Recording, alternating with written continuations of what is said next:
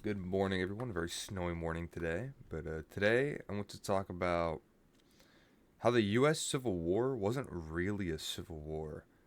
And I'm going to preface this by saying it was, of course, a nation splitting and fighting itself, but that's not necessarily what a civil war is. Because in the U.S. Civil War, the South just kind of seceded, made its own nation, and then fought against the North, which is more akin to an independence war than anything else.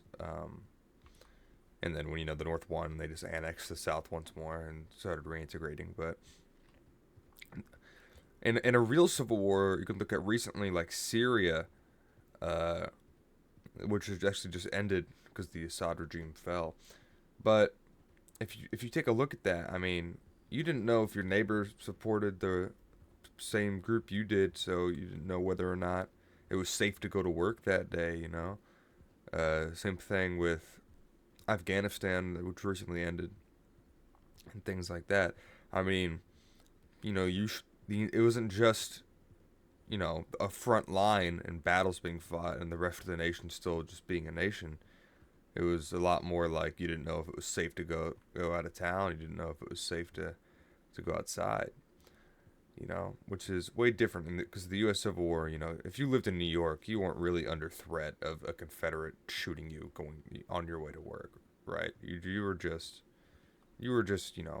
chilling. I think there actually was like the whole riot in New York around that time period, but I'm not sure if that was during or after, before the war. Probably during or after.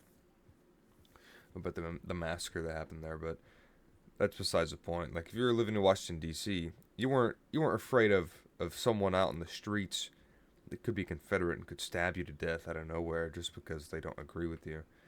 You're more worried about Robert E. Lee and his army flanking the city.